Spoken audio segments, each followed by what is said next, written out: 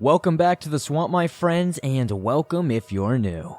Today we're going to be sharing some creepy and allegedly true Skinwalker horror stories sent in by viewers just like you. As always, if you have a story that you would like to share in a future episode, whether it's with a Skinwalker, a Bigfoot slapping your dad, or anything in between, be sure to submit your story at swampdweller.net or the email you can find in the description down below. I would love to share your story with everyone here in the swamp. Be sure to hit that like button, subscribe if you're new, and turn on notifications so you don't miss a new episode, as I upload them multiple times a week on all things natural and supernatural. Now, without further ado, let us jump right into these Skinwalker stories, because I'm ready to start beating some Skimwussy down.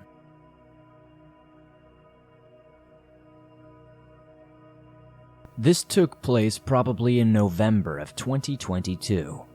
Before I get into it, you need to know it's been a running joke that my cat is a Skinwalker because she mimics human speak, walks upright, and just has a vibe that she's far more intelligent than she should be.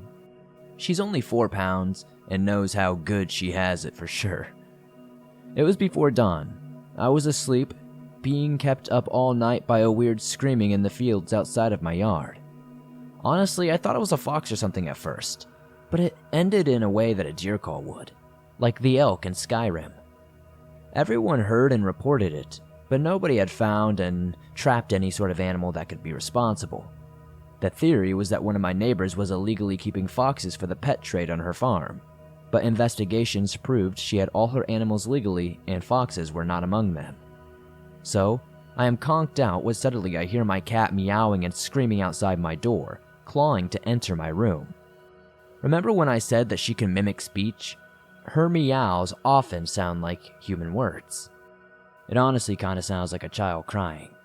I sighed and pulled a pillow over my head to drown it out some, as I knew damn well she had all the fresh food she could want. Plus, I just cleaned the litter box before going to bed. The clawing continued with that all too familiar fury and panic my cat contains. I swear you would think I abandoned her somewhere. When the clawing failed, she started making the I am gonna puke sounds. It honestly sounds like a drunk person groaning. I swear, this cat makes every annoying sound she can to get what she wants. That got me up pretty quickly. If she's going to throw up, I knew she would do so in the center of the carpet where my parents were sure to step. I sat up in bed, blindly groping for a house coat and slippers, only to see that my cat was already in the room. I had not left my room all night, so I was pretty sure she was still out there. So how the hell did she get in my room? She looked at me momentarily and I saw both fury and terror in her eyes. I said her name in a whisper. Not even I could hear, and she squeaked at me, or maybe even whimpered. That's when the meows came again from outside my door. Louder, longer, meaner. I grabbed my now snarling cat and pulled her under the bed covers with me while silently praying to every god and goddess I knew. Then the meows changed from meows to the sound of some long-gone, very much beloved dog that I had a long time ago, but it was whimpering, complete with his claws clacking on the floor. That was the final straw for me. I rolled out of bed, onto the floor, and loudly said, "You are not welcome here. Leave now." My cat snarled again and threw herself at the door with everything she had. Some growls returned, but everything fell silent except for our front door slamming shut. I pulled on the house coat, opened my door, only to be met by my father in the kitchen. He asked me if I had slammed the door and then realized I couldn't have had if he had seen me exiting my room. My mom joined us and asked what happened, and we all said we didn't know. I told them my cat was with me because they always blamed her and me for everything that went wrong in the house. My dad was beyond furious. He had been woken up earlier, way earlier than needed. He stormed to my brother's room figuring he'd been out late and came home drunk, but my brother was sound asleep. And a note left by my friend who brought him home was saying he was too drunk to walk himself in. On his bedside, he probably had been home since about 12:30 due to the note. However, the last line made my blood run cold. I left your brother in his room and left right away.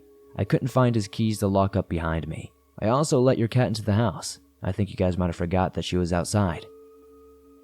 After this event, I blessed our house several times, and thankfully, nothing seemingly has returned, but every time I hear my cat, I have to make sure she isn't already in the room with me before I go looking.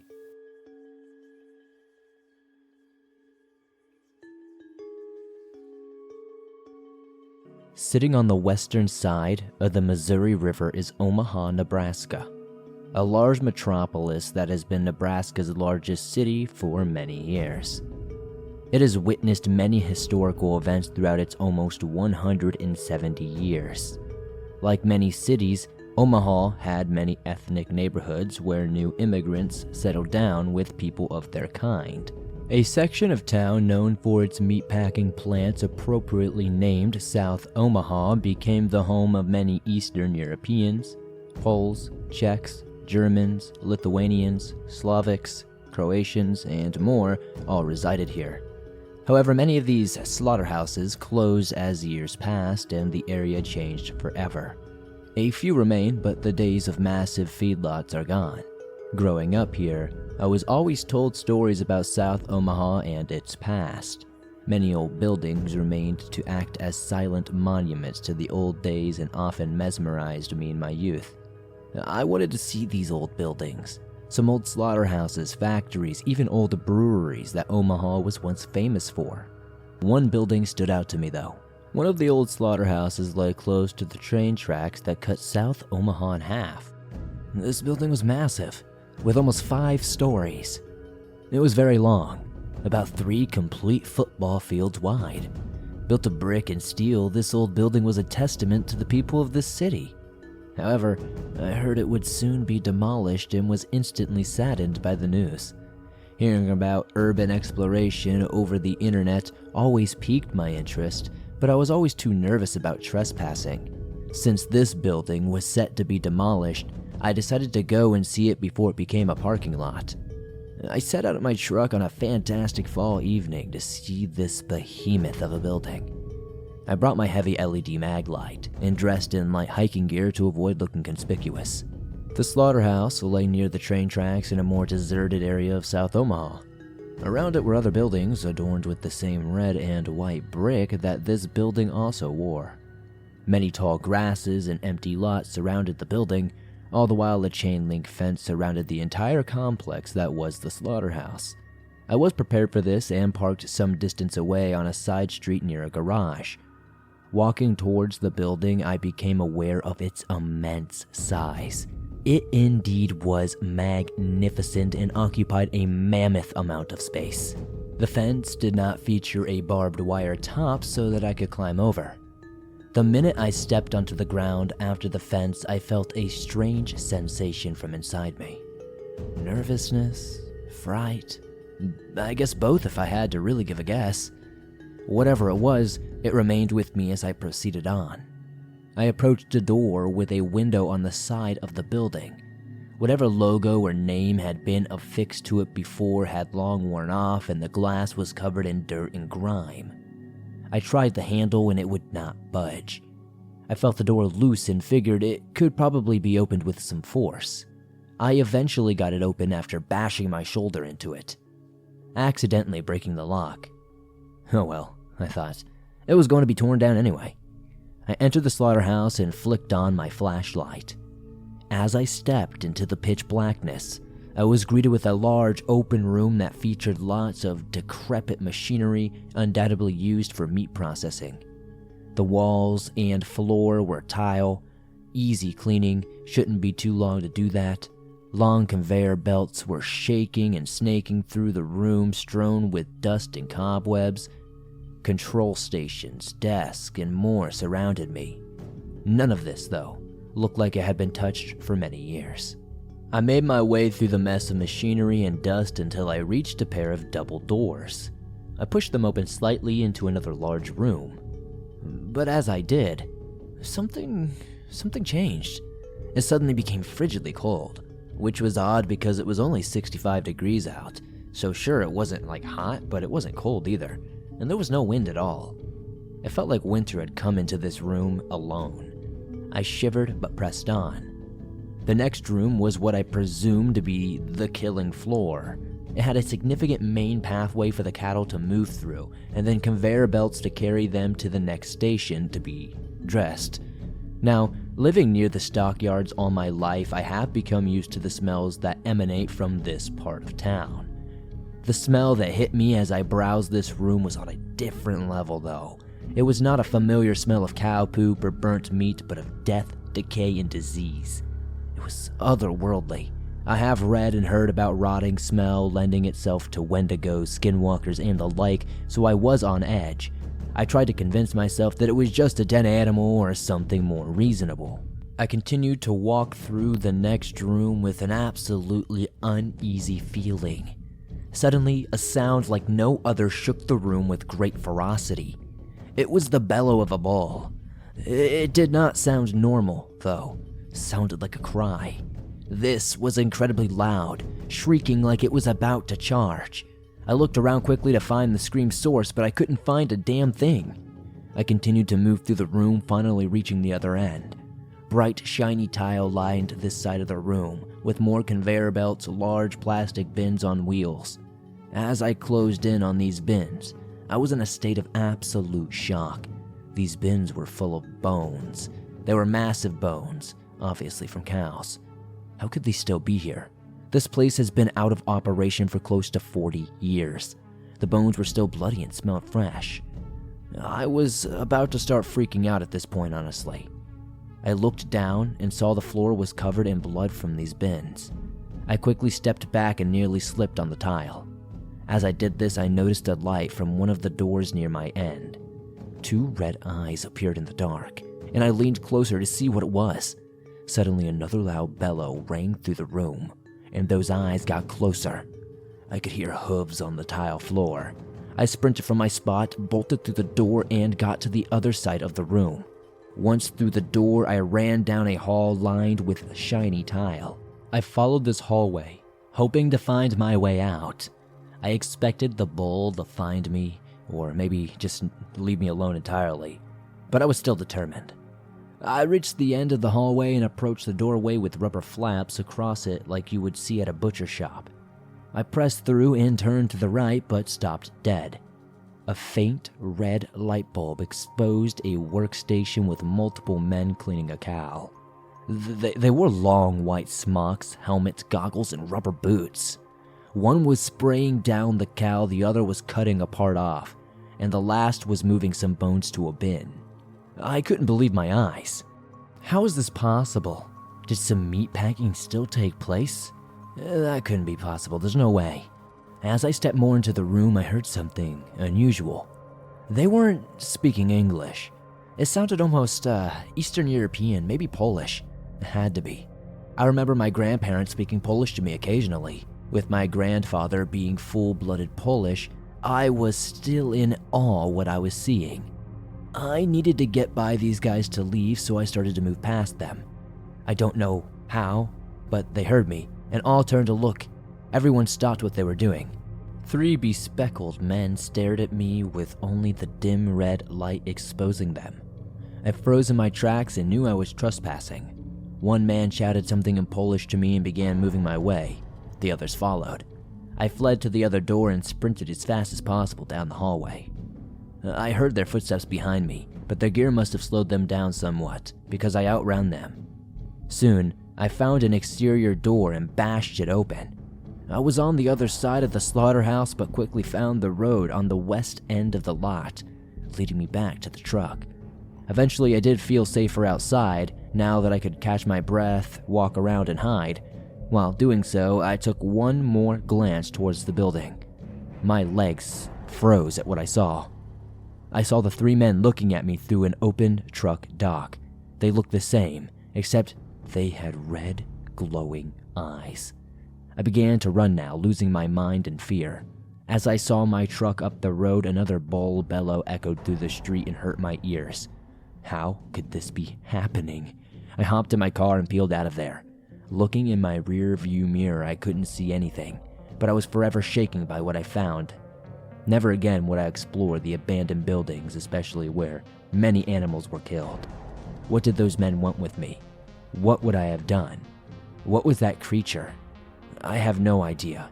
After doing a bunch of research online, reading a bunch of stuff on Reddit, and even listening to shows like Swamp Dweller, I just kind of think it might have been some sort of skinwalker. I don't know.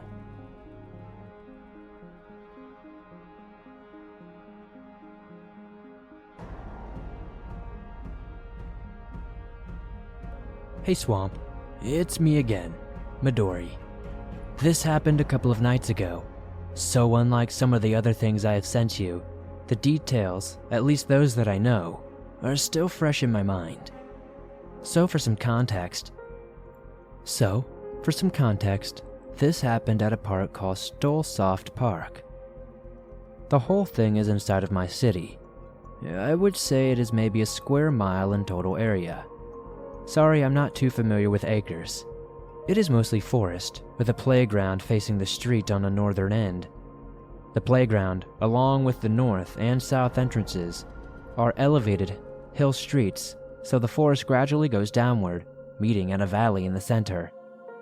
The playground is bordered by a forest on two sides. The swing set, where I was, is maybe 10 feet away from the fence separating one side of the playground from the forest. I'm sorry if that is confusing. I should say I usually go swing there anytime between 9 at night and midnight, mainly because I like being the only person in the park. I am not some curmudgeon who does not like kids or anything, I just prefer less crowded places in general. So, on this night I believe it was around 11-something, when I hear shuffling behind the fence. This is not unusual at all, and I don't react in any way. Maybe 5 minutes later, I heard it again, and it sounded like something approximately human-sized. My first thought was a mountain lion. Despite the park posting signs warning of mountain lion activity, I have never actually seen one here. They do not worry me anyway, because a mountain lion will not usually attack or even really care about a human if you don't do something stupid like mess with their young. I have encountered them elsewhere. They generally mind their own business. My next thought was a creeper, and I mentally prepared to jump off and run to my car. At this point I was looking at the fence. On that night, the moon was not shining per se, but it was casting its glow, giving minimal visibility. At 10 feet away, however, I would at least be able to see movement, especially of this being's assumed size. As I was mulling it over in my head, I heard not exactly what you could call a growl, but almost a moaning, I guess. It lasted about 5 seconds. Then I heard something moving away. The weird thing was, the movement came from quite a ways off, in the same direction, and the vocalization came from right at the fence, 10 feet away from me. Now at this point, the sensible thing to do would be to just leave, but having just happened, I was dumbfounded and just continued swinging for another 30 seconds or so. And then, of course, it got more strange. As I was swinging, I saw a flashlight in the distance, near where the playground hits the streets. This is maybe 60 or 70 feet from me. With obstacles such as play structures and other things in the way, my first thought that it was a police officer or something of the sort. The playground technically is closed, and they all are because of the corona situation. But I've swung at parks after they've been closed for years, and if the police even care about things like that, they've never even bothered me. The guy came a bit closer, but he is moving at an angle towards me in the general sense, but moving at an angle. As in, if you envision the area as a clock, with me at 6, he started at 12, and he is moving towards 7. Sorry, that is the only way I can really describe it. 10 feet from the swing set in the opposite direction of the fence, there's a 20-foot by 20-foot metal overhang with one of those fishnet pattern tables for picnics. I hopped off the swing and crouched behind it. In the day, this would be a completely useless hiding place, but at night, a person hiding behind it would just look like a part of a mass of shadow. I watched as it approached, and while I could not make out any details or colors, I could see that he was dressed almost like a hunter from the show Supernatural. He looked to be wearing baggy pants, a vest and a hat, the most common kinda hat with a duckbill on the front, the kind they sell at lids. There looked to be things strapped on his arms and legs. Mind you, visibility was unbelievably bad, and I may have mistaken many of these details. He was carrying a flashlight, aimed at the ground in front of him. On his opposite hand, it looked like he had some sort of stick, like a gymnastics baton or something. All I know was the general shape, It occurred to me that if this guy fancied himself a hunter, then a pale girl swinging at midnight is probably the worst thing you can be. Either way, this situation now seemed potentially dangerous. If this person came close, I decided to run for the far fence, leading into the forest. Note that between me and my car, despite the small size of the forest, finding a person hiding in it would be impossible at night. Even with a flashlight, I am completely familiar with the forest. I am currently 27, and I have been coming here since I was 7 or 8 years old. Even in complete darkness, I could navigate it well enough to hide if I had to. As I crouched down, the person stopped briefly, then continued down into the forest entrance. That is basically the ending of our encounter. I waited for a few minutes, and then I tried to see if I could still see it. I am not sure if the two events were related at all. As far as the noise I heard, I know what mountain lions sound like. The only other fauna in the park are deer, squirrels, and insects. I honestly do not know if this was a skinwalker or anything like that. All I heard was the sound. There was no smell, and I did not get necessarily a terrible feeling from that person with the flashlight, even though they were dressed weird. Also, I don't think this forest would be big enough to house something like that, but maybe it could be just big enough for something to stop by for a few days. We do have a good-sized forest farther up in the mountains, not too far away, called Hubbard Park. You probably have to travel about 20 minutes through the suburbs to get there, but I'm not sure that it would be impossible for a skinwalker to bounce between these two locations. Do you guys think I saw a skinwalker? Do you guys think I possibly saw somebody hunting a skinwalker? I don't know.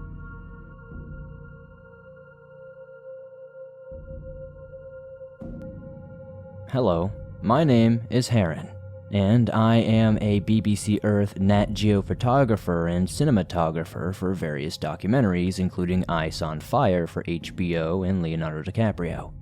A few years ago, something extraordinary happened to my shooting partner Gavin Heffernan and me at Vermilion Cliffs in Arizona. We have privately told the story to friends, but didn't figure making it public would make much sense until a friend of mine sent one of your videos about Skinwalker Ranch, which echoed almost similar things that happened to us. Gavin and I have specialized in night sky photography and have covered all 50 American states and Canadian provinces, spending full nights in most remote places. However, of over 1,000 of those nights we spent shooting after spending thousands of nights out there shooting, we have never had anything like this happen. We made our way to White Pocket inside of Vermilion Cliffs, a fantastic collection of swirling white lithified sandstone. We decided to spend a night there shooting time lapses for a BBC Earth short film, and were the only ones there that night. We set up our 6 cameras and let them roll, and decided to get some sleep. We set a timer for 1 a.m. to wake up and move our cameras to different places so that we could shoot another set of shots. When I turned, I saw lights that initially looked like headlights but made no sense as they were in the direction of the park, where there were neither roads or trails. I pointed it out to Gavin, and we looked at it for quite some time. The more it appeared that it wasn't headlights but possibly a headlamp of a hiker. However, there were no trails in that area, and we figured perhaps a hiker got lost and was wandering around towards us, as they may have spotted us with their headlamps. We decided to stick around and wait, as we were worried it might be someone who might take our cameras. We looked and the light was getting closer, and when it got close enough that it was bright enough to reflect the white rocks at some point, but then it suddenly stopped. We sat there and waited and nothing. A couple of minutes later, the lights were back but much further away, and there was no way a hiker could have backtracked a few miles in a matter of 5 minutes. That disturbed us enough that we didn't return to our tents but stayed there to sleep next to the camera. This was a bizarre event, but we would have shrugged it off if something hadn't happened the following night. We drove to another park and hiked into a famous rock structure area called The Wave. Only about 20 people are allowed in a day via a permit, so we figured if we stayed overnight 3 miles away from the parking lot, we wouldn't get any lights flashing around from cars or hikers. We could shoot the night sky videos there. It's a highly dark area at night. You can barely see your hand in front of your face. We did the same as the previous night, set up cameras and slept with the alarm set to 1 a.m. Unlike White Pocket, The Wave is situated amongst canyons that are highly echoey, and you can very clearly hear even the smallest of rocks roll half a mile away. Footsteps or any other sounds are easily heard. When we woke up, we returned to where we had left our cameras and set up new shots. However, when I went back to the spot I had left one of the cameras, it was missing. We left it there in the dark with nobody around. I frantically looked for it all around and nothing. I suspected I may have forgotten where I exactly put it, but I was fairly certain that it was there. I went to Gavin and asked him if he recalled where I put it, and he said he was sure it was where I was. We searched for it more, covering the whole area. Then we stood there, quiet, trying to see if we could hear the sound of a camera shutter clicking somewhere in the dark, but there was nothing. We agreed to go back to sleep and look for it in the morning when suddenly a loud thud reverberated through the canyon. We pointed our lights and walked in the direction of the sound. It was my camera, fallen over. There was no wind, no sounds of animals we would have easily heard, and no people. The camera was still clicking, taking shots, something we also would have heard when we were sitting there earlier listening for sound. We were beside ourselves as to how this could have happened because we set up our tripod legs wide to anticipate a possible bump of the camera by just about anything. But in this case, the camera would have had to been pushed over or dropped by something. I remember Gavin turning to me and saying, "I'm an atheist, but this one's making me wonder." Following morning, I dropped Gavin back at his car. He went toward Los Angeles and I went to the city of Page, Arizona, where I planned to do a night of shooting in the Waterholes Canyon. That's just underneath State Highway 89 and about 5 miles south of the town. Tried to put last night's event in the back of my head as I had to shoot alone this night. I was still in the Vermilion Cliffs area, but this was just outside the park and I was close to the town, so unlike the last 2 nights in a completely remote location, this was underneath a highly utilized bridge of a busy state road. I parked and went into the canyon to scout things out in daylight. I wanted to grab a shot of the bridge from inside the canyon, looking up at the night sky above it. As I made my way down into the canyon, hiking down a trail, I started to smell something strange. The closer I got to the canyon area underneath the bridge, the more I smelled it. When I got there, I spotted next to the bridge support structures what appeared to be a dead dog. I got closer, and it was clear the smell was coming from there. I then realized it wasn't a dog, but a coyote, and it was lying. Not as it fell from above, but as if someone had set it down. However, the disturbing part was that the coyote was missing its bottom jaw and its tongue, and it was sliced off, like it was missing. Not ripped off, but sliced off, with precision. I left and never went back again. I didn't think about this much until I watched your episode about Skinwalker Ranch, and now it's really making me think.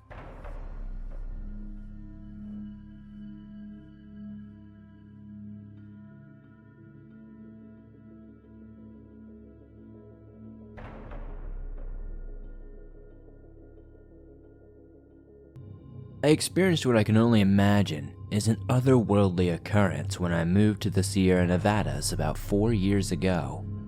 I'd been living in the South Lake of Tahoe, California area for many years and spent a decent amount of time in the outdoors, hiking, camping, and generally enjoying the beautiful place I was lucky enough to call home. Now, I don't get scared quickly. I'm used to being by myself, and I carry weapons everywhere I go.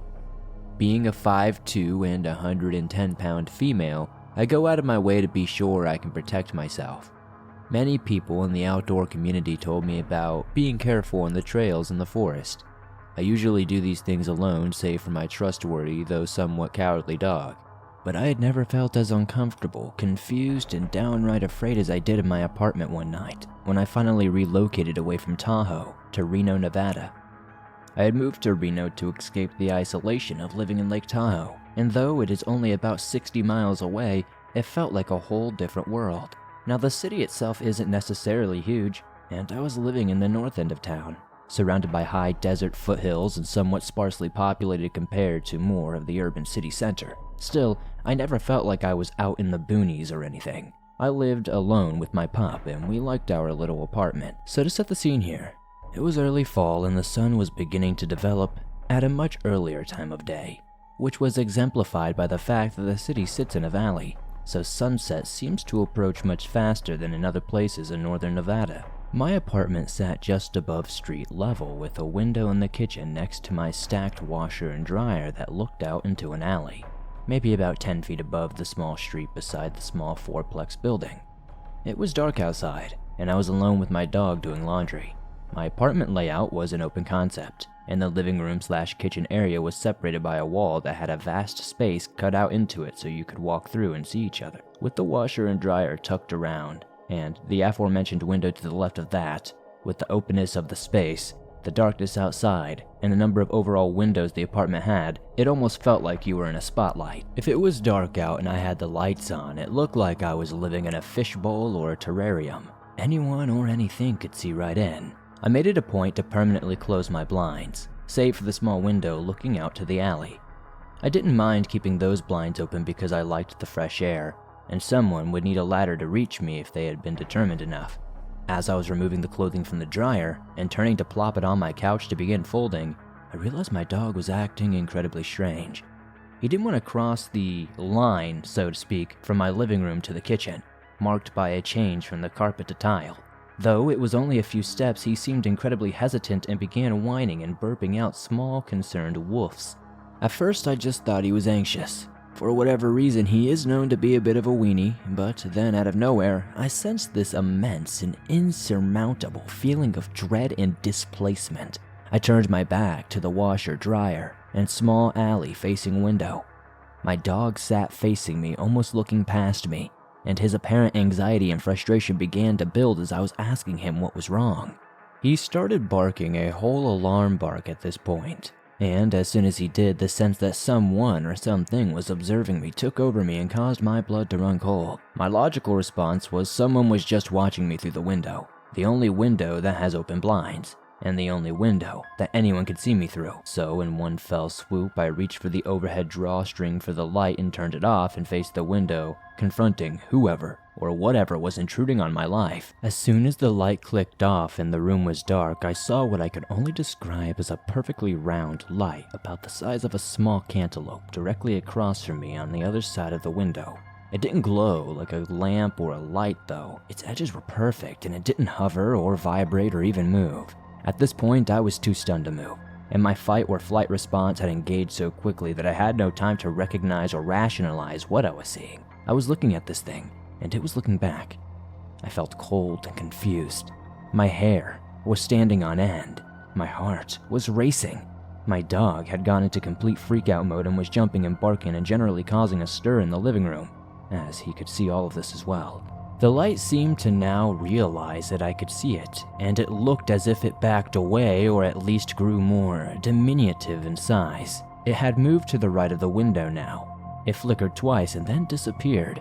It didn't buzz away or fly away, and it didn't zoom out of vision.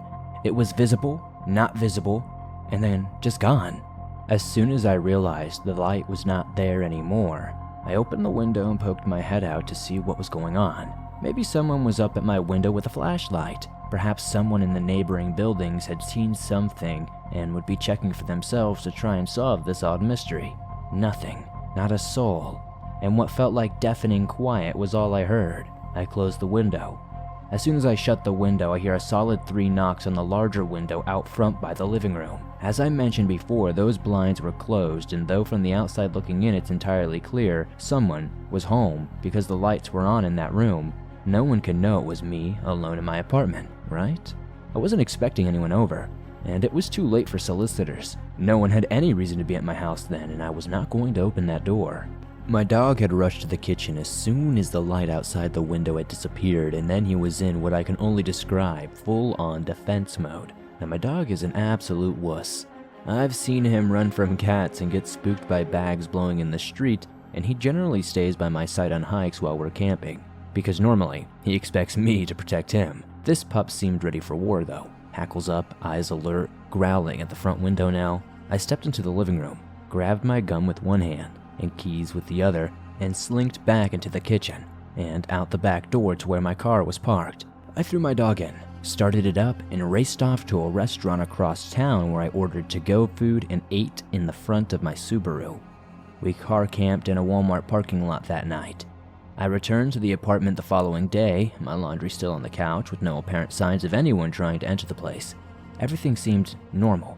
I never experienced any disruption in that place ever again for the 1.5 years that I lived there afterward. I have no idea, to this day, what I experienced. It wasn't until I shared the story with some friends that I heard that knocking and the sense of being watched was somewhat common of a phenomenon to people who encounter skinwalkers.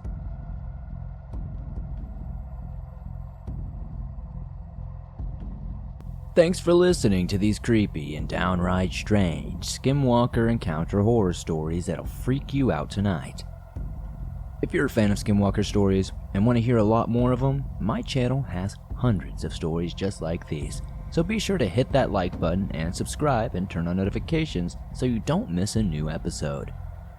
The more likes and subscriptions the channel gets, the more YouTube promotes us in the algorithm, and that helps us grow our ever-expanding waters.